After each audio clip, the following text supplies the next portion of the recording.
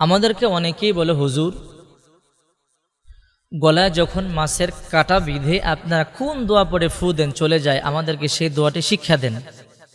গলায় মাছের কাঁটা বিঁধলে আমরা কোন দোয়া পড়ে ফু দেই, সেই দোয়াটি আজকে আমি আপনাদেরকে শিক্ষা দেব। অত্যন্ত গুরুত্বপূর্ণ একটি দোয়া, কারণ গলায় মাছের কাঁটা বিঁধলে অনেক সমস্যা হয়। এই কোরআন এমন এক গ্রন্থ, এই কোরআনে এমন কিছু নাই যার সমাধান এই কোরআনে নাই। যারা যতটুকুন ইলম আছে, জ্ঞান আছে, আমরা ততটুকুন এই কোরআন থেকে নিতে পারি।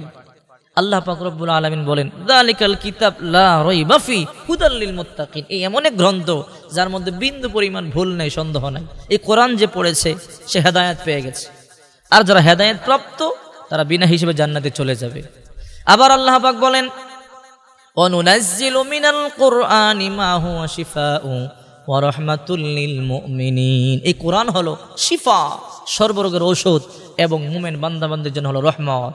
এই কোরআন যারা পড়বে আল্লাহ পাক এদের ব্যক্তি জীবনে, পারিবারিক জীবনে, সামাজিক জীবনে, রাষ্ট্রীয় জীবনে, আন্তর্জাতিক জীবনে শান্তি দিয়ে পরিপূর্ণ করে দেবে। এই কোরআন আমরা ছেড়ে দিয়েছি, এই জন্যই তো আজকে আমরা বেয়াজ্জতি হচ্ছি। এই জন্য আমাদের শান্তি নাই, চতুর্দিকে শুধু অশান্তি আর অশান্তি। যেই দোয়াটির কথা বলতেছিলাম, যখন মাছের কাঁটা গলা বিঁধে যাবে তখন কোরআনুল কারীমের মধ্যে একটি সূরা আছে, আমরা জানি কমন একটি সূরা, সূরাতুল ওয়াকিয়া। এই সূরাটি আমরা মাগরিবের পরে তেলাওয়াত করি।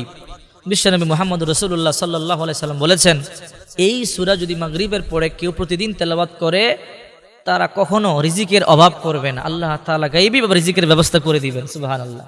এই জন্য এই সূরা ওয়াকিয়া বেশি বেশি পাঠ করবেন। আপনি আপনার সন্তানদেরকে পাঠ করবার জন্য আদেশ দিয়ে যাবেন।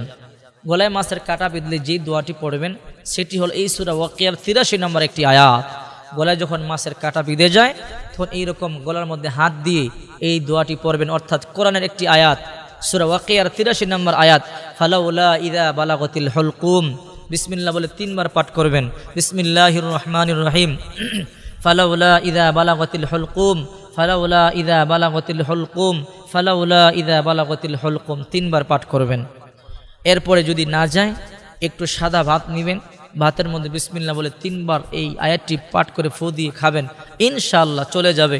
আর সাথে সাথে চলে না গেলেও ইনশাআল্লাহ যদি বিশ্বাসের সাথে পড়তে পারেন চলে যাবেই যাবে আস্তে আস্তে। সূরা ওয়াকিয়ার ৮৩ নম্বর আয়াত, ফালাউলা ইযা বালাগাতিল হুলকুম।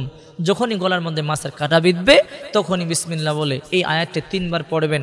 আবার কেউ কেউ ৭ বারের কথাও বলা হয়েছে, অথবা আপনি ৭ বারও পাঠ করতে পারেন। যদি আপনি পাঠ করেন ইনশাআল্লাহ কাঁটা চলে যাবে। এই কোরআন আপনি যদি পড়েন, এর মধ্যে এমন কিছু নাই এই কোরআনের মধ্যে নাই।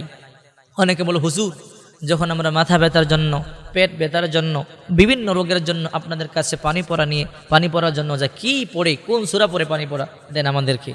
আমরা তত কিছু পড়ি না, বিসমিল্লাহ বলে সূরা ফাতিহা পড়ি, কখনো ৩ বার কখনো ৭ বার পড়ে ফু দেই। কারণ এই সূরা ফাতিহাকে রাসূল সূরাতুশ শিফা বলেছেন। এই সূরা অত্যন্ত পাওয়ারফুল একটি সূরা। এই সূরা পড়ে পানিতে দম করে ফু দিয়ে যে কোনো অসুস্থ ব্যক্তিকে পান করিয়ে দেওয়া হয়, যদি হায়াত থাকে আল্লাহ অবশ্যই তাকে সুস্থ করে দেবেন।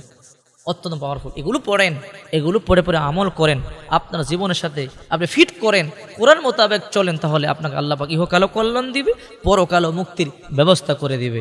আল্লাহ পাক রব্বুল আলামিন আমাদেরকে সর্বপ্রকার বালা মুসিবত এবং রোগ বালাই থেকে আমাদেরকে আল্লাহ পাক পরিত্রাণ দান করেন, নিরাপত্তা দান করেন, এবং আল্লাহ পাক আমাদেরকে সমস্ত বিপদ থেকে হেফাজত করেন। সকলেই পড়ি আমিন।